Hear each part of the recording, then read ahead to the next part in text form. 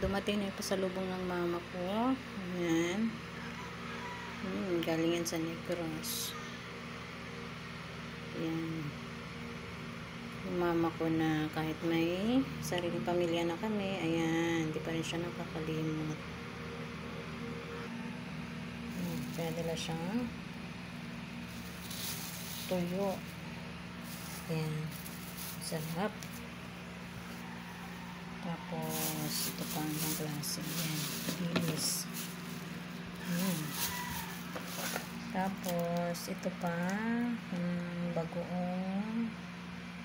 Hindi ko alam kung anong bagoong ano to. Bubuksan ko yung susunod na araw. Tapos, ito, basta mga bagoong. Tapos, ito, bagoong din yan. Basta lahat to, bagoong to. Bagoong. Bagoong, tahong, may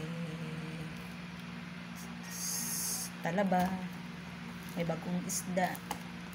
Yan.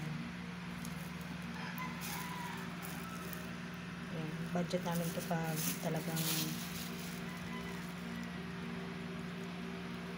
butas na yung bulsa namin.